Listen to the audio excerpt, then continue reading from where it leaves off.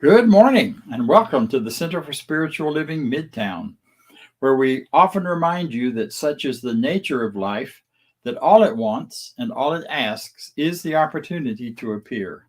You're that opportunity, so am I, and so it is. So I want to just remind you that today, in case you're looking at your phone and wondering and you're standing outside of the Garden Hill Center, that we are online now through the summer, except the first Sundays of every month, when we'll be having a celebration in person and in place at the Recreation Center in Garden Hills. However, for all of the other Sundays, you can sit in the comfort of your living room and have this wonderful time with us while you're drinking your coffee or doing whatever you do on Sunday mornings. Thank you for being with us today. However, we are exploring this idea of light. That is our theme for this month. You know, we are we are beings of light. And another word for light is spirit. Another idea of this light within all of us is this idea of spirit within all of us, life within all of us. And what we know and what we say, as we just said at the beginning today, is that you are the divine showing up as light, as life. In all of those descriptives, you're it. Yeah. Which means you get to create the life you desire, which also means that we celebrate you, whoever you are. We believe in this ideas of oneness and one mind, but we believe in you more so. We believe in your freedom. We believe in your ability to create the life you desire. And we are here to support you, to offer any kind of support we can. We teach classes around it. We teach spiritual practices that can assist you. We have practitioners who will assist you in finding your particular hangups or things that you need to blocks that you need to release as you allow the natural flow of life to move through you.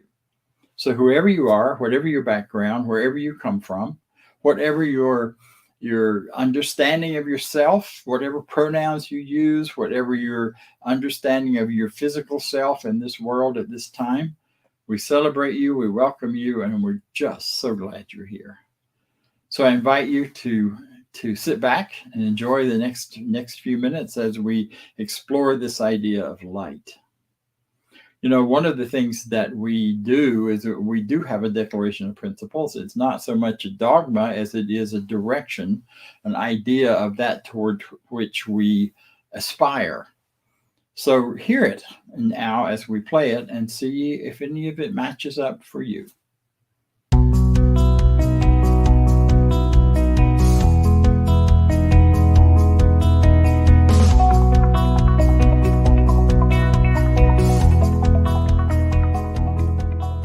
I believe in one God, one absolute power and first cause to all things.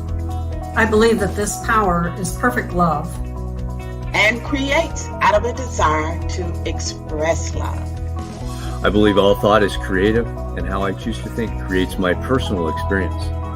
I believe in the unity of all life and the immortality of the individual soul, forever unfolding. I believe in the eternal goodness, the eternal goodness of God, the eternal loving kindness, and the eternal givingness of God to all. And so it is.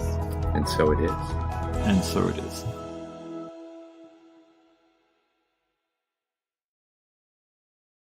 And so it is.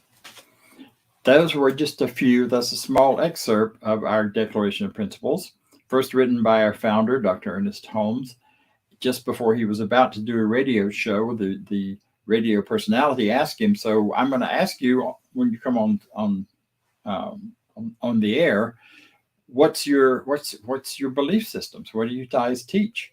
And he sat down and wrote out the Declaration of Principles on a piece of paper, which has basically remained much the same, because sometimes when you're inspired and those moments come and everything falls into place, and that's a beautiful thing. Today we have a practitioner with us who's going to be sharing with you some ideas and will guide us all in a spiritual mind treatment, which in our language is an affirmative prayer in most people's. So Lee, coming to us live from LA airport area, welcome and take it away. Thank you, Bob. Good morning, everybody. Most of you know, as Bob said, that I'm a practitioner. And as of last week, I'm back on the board. And it's an honor to serve in both these ways at Center for Spiritual Living Midtown. Some of you also know that I'm an entrepreneur and a business advisor, business coach, that I coach business leaders all over the world. And that's what I'm here in LA for. I am constantly developing myself and taking classes through CSL, taking classes through business work like this. It's about constantly growing, constantly honing my skills, constantly learning new things. And I know that's something that attracts people to CSL Midtown.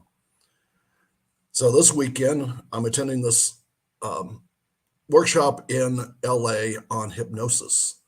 And how do you help people? How do I help people eliminate their limiting beliefs? And limiting beliefs hold us back. They're in our subconscious mind. And our subconscious mind controls over 99% of our actions. From breathing, how is it that we breathe? Do you really think about that? To when we go to the bathroom. From keeping our hearts beating to determining who we attract and what we attract into our lives, and also what we repel. So the subconscious mind is very important. Most people think the conscious mind is what controls what happens to us. And actually, the conscious mind is what limits what goes into the subconscious mind. So through spiritual mind treatments and through other meditation and through hypnosis, we can actually get people through that barrier into the subconscious mind where our programs are that run our days and run every thought that we have. As a practitioner, I lead the people I work with through spiritual mind treatments, which, as Bob said, are affirmative prayers. They get our consciousness and subconscious mind aligned with that of God and the universe. In the workshop yesterday, I realized that hypnosis and spiritual mind treatments are similar. Neither of these can be done to you. They need to have your explicit permission, and then they can be done with you and for you and by you. So that's why we talk about saying a spiritual mind treatment in a first person. Spiritual mind treatments are not hypnosis. Don't want to get anybody thinking that. But both can be used to help align our innermost thoughts and the path of our lives in the direction that we want it to be. Our center's website, you'll find the names, as Bob mentioned, of all of our amazing practitioners. They've been trained and licensed by the Centers for Spiritual Living to help you and to give spiritual mind treatments. And we love doing it. So please look there. Anything that you desire, anything that you need, come to us. We'll be there to serve you. Now, I'd like to lead us through a spiritual mind treatment. It's a affirmative, positive prayer. As I speak the truth about our lives, I will speak in the first person. As you hear it, if it feels right to you, speak the same words in your own mind. You can even speak them out loud if you want. We don't do that when we're all together. If something does not feel right to you at all, or replace it with your own words that feel more comfortable to you. It's that simple. Ready? Let's sit up straight, get relaxed a little bit, get comfortable, and take a deep breath with me. Breathe in and breathe out. Let's do that again. Breathe in, breathe out. Relax. Close your eyes if you desire. Know this truth about your life with me, if you will. I know that there is one God, one Creator, who is called by many names. I choose the name Source because I see the Creator as the source of all things. Source created everything out of love and a desire to express love. Everything there is was created by Source. I know that all thought is creative. I know that I am one with Source because I was created out of Source. That oneness binds us together and binds all together. Therefore, my thought is creative.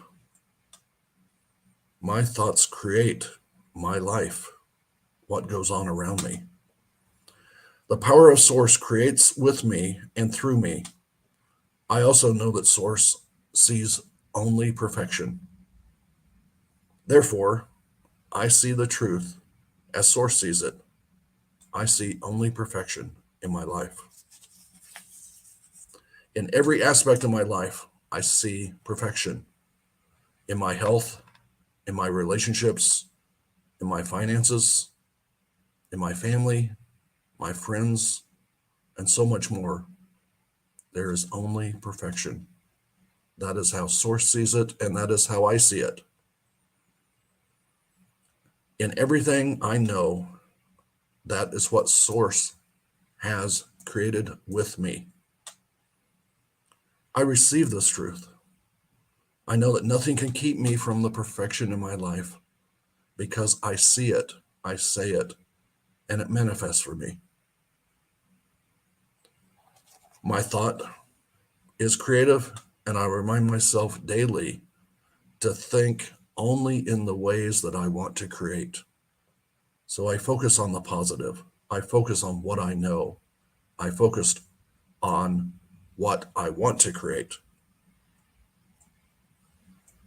The perfection is mine in my health, my finances, my relationships, my family, and more. In this, my life gets better every moment of every day. All that I desire and deserve becomes mine through Source. I know that this is true, and I open my heart and my mind to receive it as Source, as God provides. This is what I know. This is what I receive. So together we say, and so it is. We are blessed to have lots of great music that we can use through the system. And this is Karen Drucker's Let It Shine.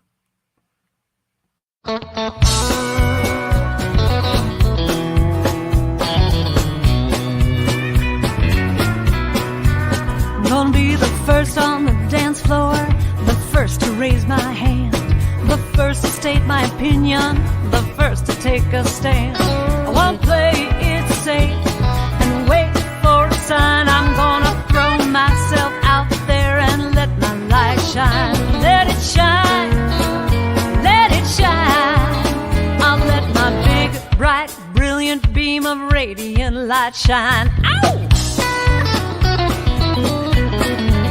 I'll be on Oprah and Conan, 60 Minutes and The View. They'll all be talking about me and all the things I do. I'll be the one who sets the bar, the one who's in the know. Vogue will come to me to see where fashion trends will go. 'Cause I shine, yes I shine. I let my big bright light shine. For too many years I hid my light, fearing I was too much and who I was just wasn't right. Then I heard this voice from within and up above saying, you're here to be a shining light and give and receive love. So I'm going for my dreams, nothing's in my way. Carpe diem is my mantra, I practice kindness every day. I take time to connect, I take time to have fun. I wanna know I've used up every drop before my life is done. So I shine, yes I shine. I let my big, bright, brilliant beam of radiant light shine.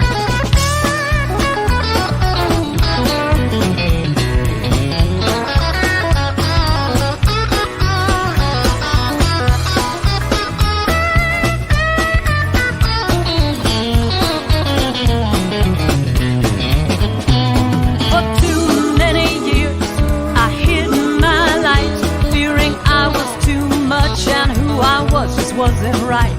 Then I heard this voice from within and up above saying, you're here to be a shining light and give and receive love. Give and receive love. I am a woman of power, a woman of grace. The life that I've lived is in every wrinkle on my face. And I love myself so I can love you too. And I know when we're connected there ain't shine, let's all shine. Let's let our big, bright, brilliant beam of radiant light shine. I see you shine, shine. Yes, you shine, shine. I see your big, bright, brilliant beam of radiant light shine. Watch me shine, oh, I shine. I let my big, bright, brilliant beam of radiant light shine. Shine, yeah, let's all shine. Let's let our big, bright, brilliant beam of radiant light shine.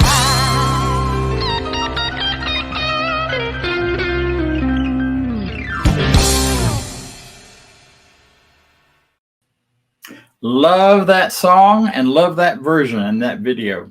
So I thought for Mother's Day, it's a great choice, a great opportunity to enjoy the jump, to enjoy the enthusiasm of Let It Shine, and to enjoy the beautiful women who were shown throughout that video, because this is Mother's Day. And while every woman isn't a biological mother, every woman is a mother and produces something new and some new ideas and some new creative expressions. And they may come out in all kinds of ways other than physical kids out of their bodies, but they are still carrying that mother energy and that mother power and that mother beauty.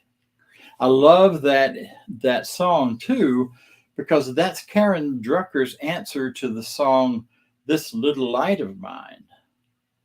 I'm going to let it shine. Every kid that's been in any kind of Sunday school or training program that I know of in the country has been through or has learned that song. You may not have even learned it in church. You may have learned it in school. Or you may have learned it from your friends.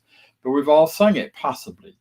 You know, this little light of mine, I'm going to let it shine. Let it shine, let it shine, let it shine. And you get all excited singing it. But I always wanted to change those words and say, this great, big, fat, gorgeous light of mine, I'm going to let it shine. And that's what she did in that song. And I think it's fabulous and wonderful, and because it speaks the truth. Our lights are not small. The light that we are, the goodness that we bring, the thought that we bring, the power that we bring to the world through our lives is not small. It touches so many people that we're not even aware of. A simple kindness or smile in the grocery store line, letting someone go first in traffic. All those things that we do that are out of kindness and out of a sense of appreciation for who we are and who our neighbors are and who those around us are. All of those are gentle, powerful ways that our great big light shines. There are bigger ways that it shines and ways that may have more appearance in the world in terms of responses from people and people showing up and all of that. But who knows? Who can measure where the real power and the real goodness and real gratitude is. I'm reading a lot lately from quantum physics and other similar sciences, and I found some really interesting things lately. I may have shared this a few weeks ago, but I'll share it again. The some new research is showing us that all of this we see around us, this love, this light, this nature, the planet we're on, the moon we look at. I don't know about you, but I was taught all of that is about reflected light. The sun provides the light, and we see the moon and we see the reflection of the sun. We see the people around us and we see the reflection of sunlight off of them. And with our bare naked eyes and the quantum, the range of seeing that is there in terms of the vibrations that we can pick up with our eyes, that's mostly true, but not completely true. See, it's really a fascinating thing. When the sunlight shines onto the moon, there isn't just the reflection. When the sunlight hits the moon, it causes a reaction on the moon that causes the moon to produce a light as well. The light that's already inherent in its structure, in its very molecular beingness. And so light hits it, it activates the light within it, and it comes back to us here on Earth. So a lot of what we see is the reflected light, but there's also the moonlight, the true moonlight that's coming from the moon. Same thing happens with people. You see someone standing in the sunlight and you think, oh, look, there's somebody. I can recognize them. I see their physicality. I know they're there. I trust that they're there. Even though science tells me we're mostly empty space. I don't know about you, but some days I'm more empty space than not. But we all have those days. But the fact is, while our bodies feel physical, look physical, and light is reflected from them, they are mostly empty space. And there's a fascinating thing. There are bioprotons, bio-light sources that are activated by sunlight so that your physical body itself is producing light and shining it outward. It is who and what you are. It isn't just a reflection of something else outside of you. There is within each of us this active, energetic, heat-producing, light-producing source. We are like a furnace of all kinds of creativity going on within us, not only in our thoughts, but in our physicality as well. And I bring that up because in a teaching of oneness, it's really important to recognize that oneness goes both ways. It isn't just a mental construct that we are one. And then we run around in our physical world saying, well, maybe not so much, because we don't look like we're one. We look like we're over here separated. And yet each of us is producing light that the other picks up, not with our eyes, but with the other sensors that pick up the more subtle vibrations of light. And that communicates. The light we produce communicates within every cell in our body with all those millions of organisms that live here that are part of who we are, that walk around with us wherever we go, that digest our food and take care of so many things in our health. And so that light is the communicating, connecting thing. And you can't turn it off. Nothing can turn it off as long as you're in your physical body.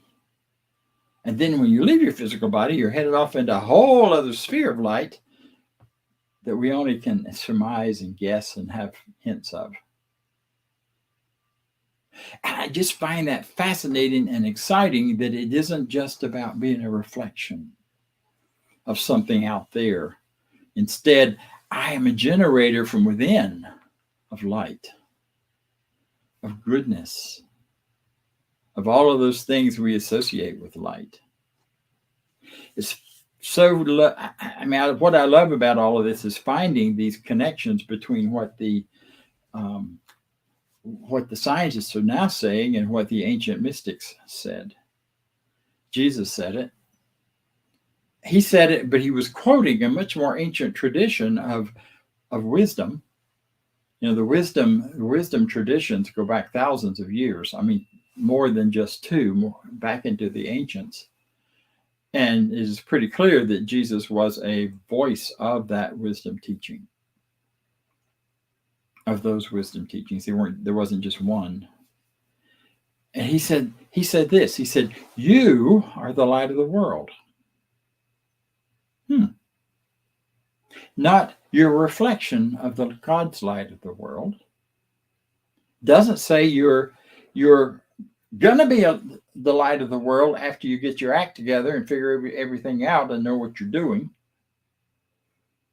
I always think of my mother's little plaque that sat by her chair the last years of her life. I finally got it all together and forgot where I put it. It's not waiting for us. Us being the light isn't waiting for some time in the future when we'll figure it all out, or we'll stop sinning, for those who believe in that, or we'll get our mental, emotional, all of these things in line and everything is working beautifully for us. No, you are already in the midst of all of your messiness, if you have messiness in your life, in the midst of your life as it is right now. You are the light of the world. What does that mean? Why does that matter that we're even talking about this? Well, it matters because I hope you can find some encouragement in this thought, in this idea, when you're in dark times. And we all have them. We all get hit with stuff that seems like a shadow, that doesn't seem like anything like light, that we don't even know how to assign light or assign it to light, where we feel lost, alone, depressed, where there seems to be no joy left. That can be triggered by a sudden event, or it can be triggered by a series of our self-understandings that just grow and grow and grow into some large idea that life is lost or useless or not here. But the fact is, your body knows that you're producing light every moment. And therefore, your mind can also attach to that idea of light, of goodness, of kindness, of all of those things we associate with the idea of light. It is present in you regardless of how despairing you may feel, regardless of how lost and alone and how much grief you may be going through. Our whole world is grieving. We've been through so much shock and change in the last 4 or 5 years. In this country politically, in other countries politically, actually, not just here. We've been through the whole COVID shutdown and all of the turmoil that created. And then now the struggles to find our way back, or not back, but forward into a new way of being with each other that incorporates and includes this amazing online world that we created, that we had all the tools right ready to go so we could do it and then go forward with it. But those are traumatic. They're stressful. Remember that list of stresses that people go through? There's stresses that are wonderful and stresses that are not so wonderful. The loss of a home, or simply moving to the home of your dreams. Both of those are high on the stress scale. And in the midst of that stress, in the midst of that struggle and difficulty and reassignment and reassessment and redirection of our lives, our sadness, our loss, our anger, all of the things that roll up into grief, the light that you are never goes dim. It never stops. It is always there, waiting your recognition of it by tapping into it in that inner world, that inner truth, that inner consciousness. Another reason for talking about this light as being present and always expressing is that sometimes we don't know what to do next. I don't know about you, but as I've gotten older and the things that used to make so much sense to me don't make so much sense to me now. And I think about, man, I'd love to go hike to the top of the mountains and run up and down the trails in Peru like I used to do, like I've done in the past and in this country and all around.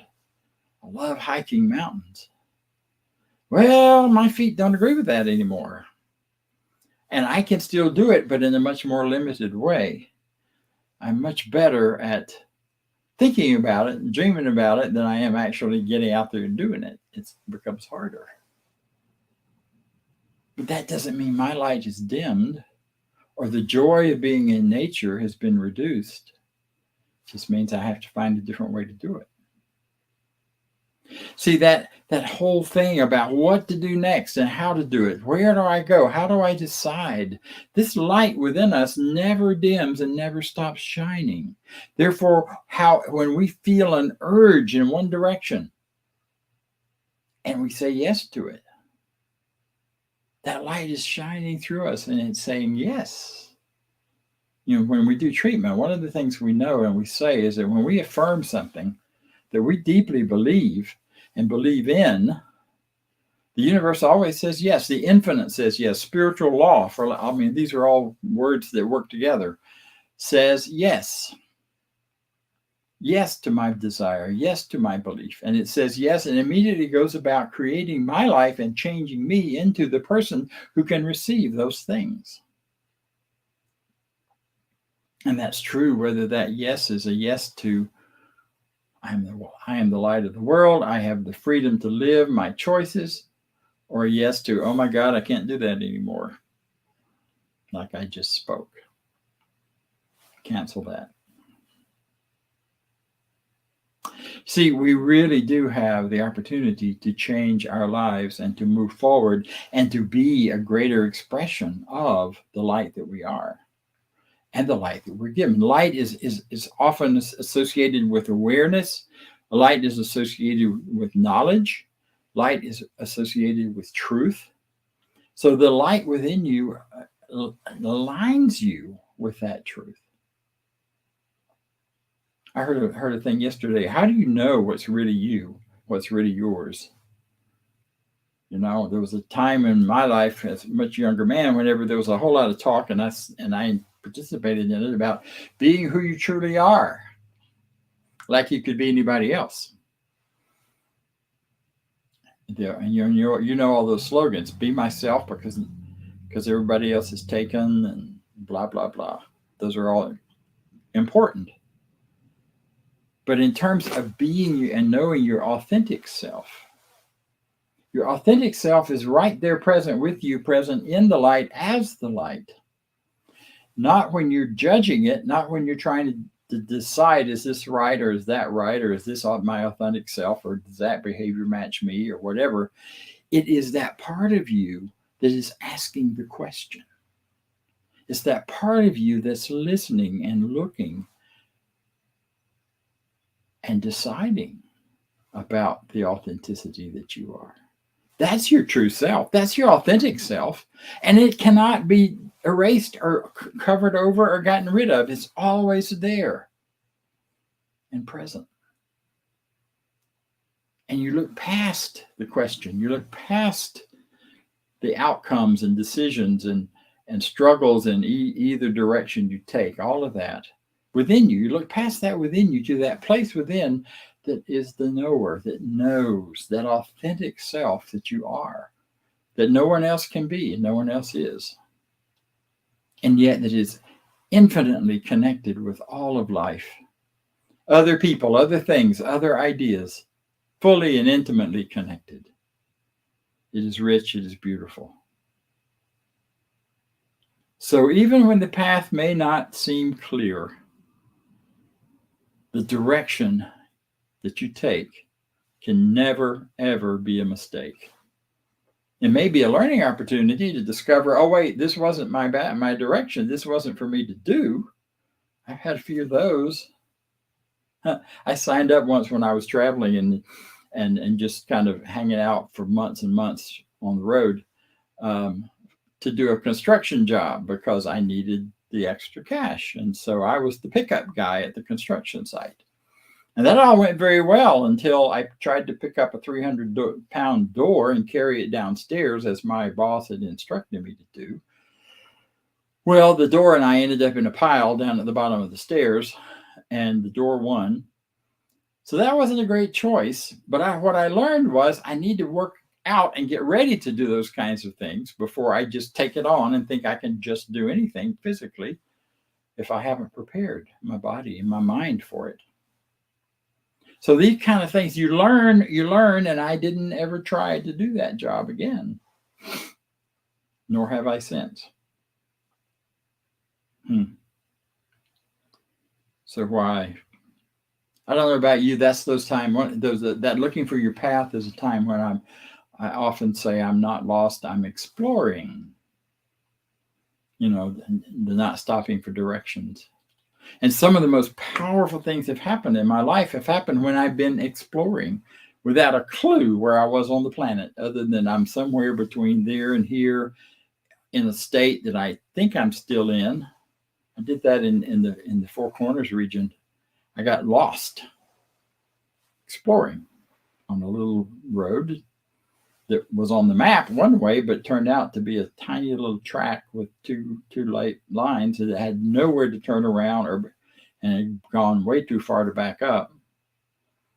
And as I drove that road, I kept thinking, am I in Arizona?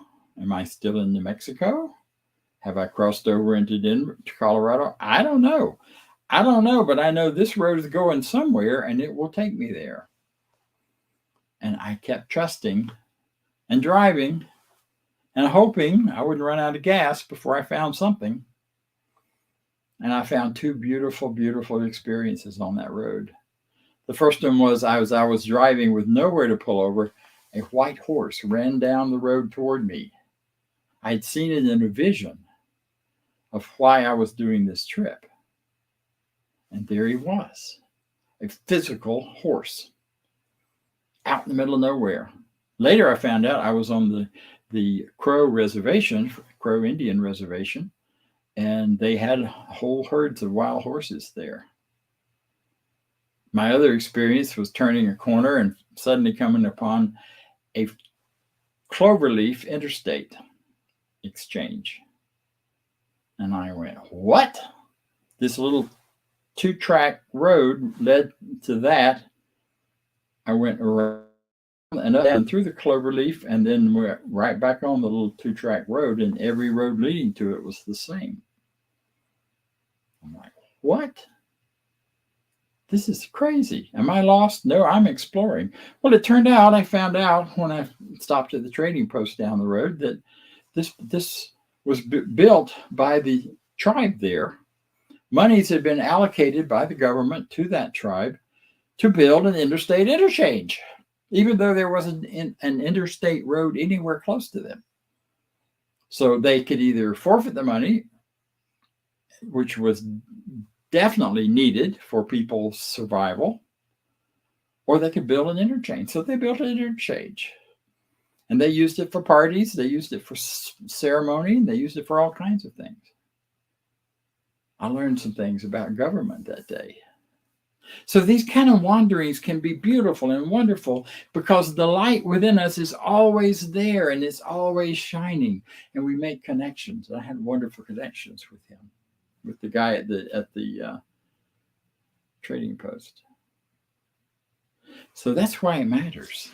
It matters to be aware of this light because it will guide you, perhaps in a more direct way than for me at times, to those things which are so important and matter the most in your life. That great teacher I mentioned earlier said at one point that there's a spark within us that can never be entirely extinguished. The prayer of faith and belief and communion of the soul with its source fans out and sparks into a divine blaze in whose light shadows no longer lurk. The commentary is that this is inspiration. This is illumination. This is the perception of wholeness.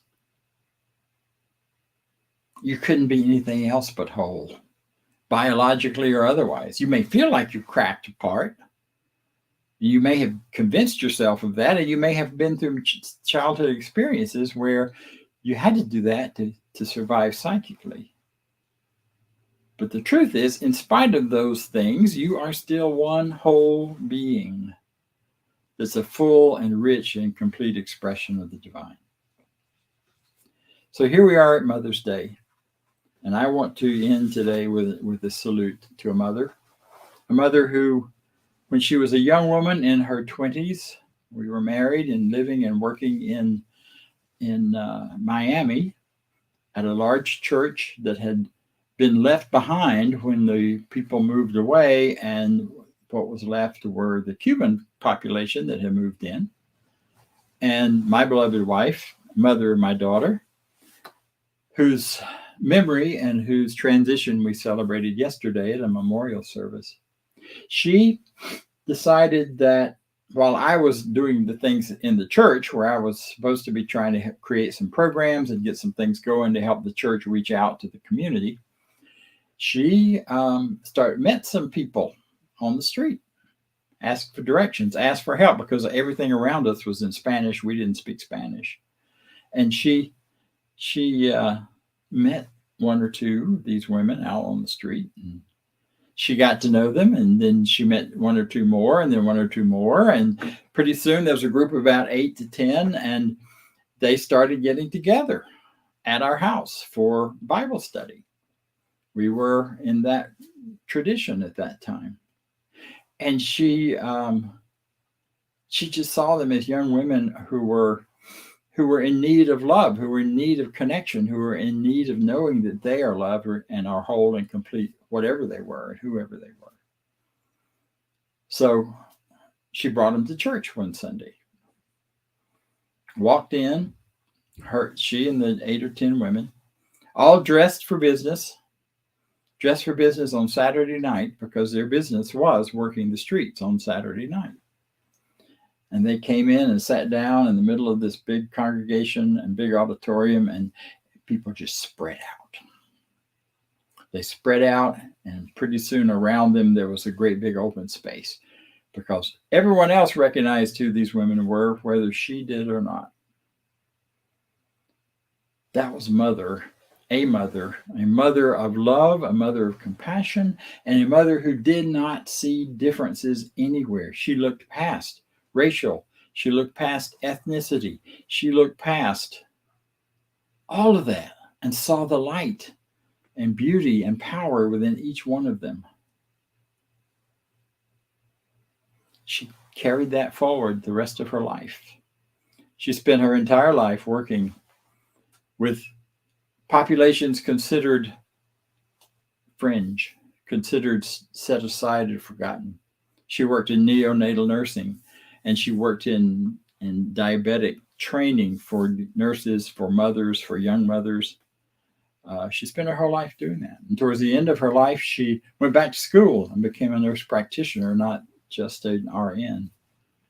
And that mother, to me, is an example for mothers everywhere. And it is an example of mothers everywhere, because she fully recognized who she was, what she was here to do, and she saw everyone else as an expression and extension of her. She never met a stranger. She would know your life history in the first 5 minutes of a conversation. She never talked about herself, only about the other person. And so when we gave her the big send-off yesterday, there was an auditorium full of folks, and her daughter, my daughter, sitting on the front row, and the aunts and all of the others who were there. All we could do was celebrate a life well lived. So whether you're celebrating with your mother today, or whether you're celebrating your mother no longer being with you today, know that with me, that the love and the light that they each are is not extinguished because their bodies stop working. And because they leave the planet in our visual, limited range of visual sight, their light is much beyond that range. They are open to be seen and known.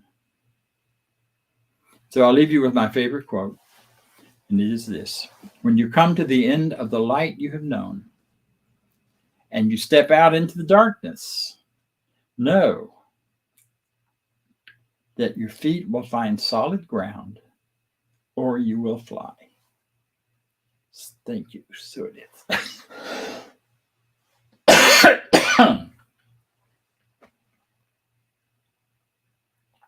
And now we'll hear from Vance.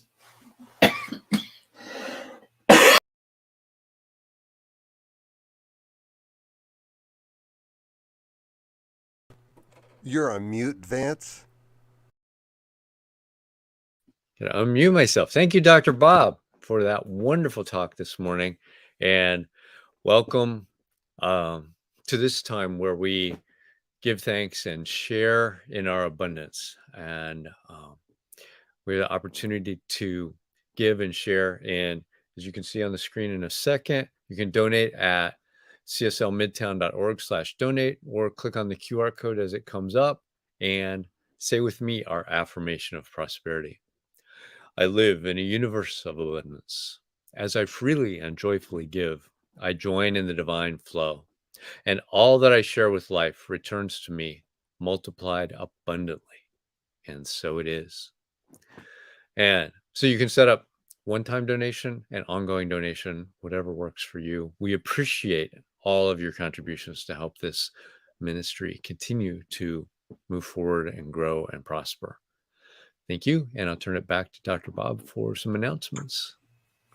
Okay, so we have some announcements, and that is that for the next 2 Sundays, we will continue to be online only.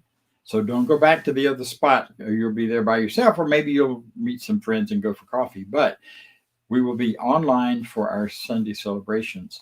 Our speaker for the next 2 weeks will be Cynthia Paulson, Reverend Cynthia Paulson. She is a member of our center and a participant. She's also a kind of an adjunct to our practitioner list, practitioner program. And she'll be speaking to you, continuing on this theme of light. I think next week is communication, and the following week is the I am. I may have that reversed, but she will be here, and she will be sharing the good news with you. I will be introducing her and some others. So on that first Sunday of June, please be back and be present at the Center for Spiritual Living Midtown at the Recreation Center in Garden Hills. You can find it on our website. And we will be there. We will be celebrating. We'll have food. Food always helps. So bring potluck, bring something to share. We'll have something there. And and we will be having, we will be talking about some of the current events that we've all been living through, and looking at how do we manage all of that? Well, how do we think about it? We may and perhaps have some difficult conversations around some of the issues. However, we want to have the celebration of joy of being together, and then we'll do some workshopping after that with some of these different areas and situations. So saying that, I'm hoping you will plan to be with us, to join us, to be there to meet your friends and see your friends all over again. Watch the emails and watch the newsletter and the website. There will be some additional classes and book study coming out very soon. And so I look forward to that and look forward to seeing you in one or another of those places. So as we close, as we always do, know this with me, that I leave this place now knowing something better than I knew before. I go forth into the world with a heart full of love and a mind full of good sense. I look at the world in a greater way, knowing that I have within me everything I need to create the life I desire. I give thanks for this understanding, and I am grateful for the spirit of life that lives through me. And so it is. We'll see you next week.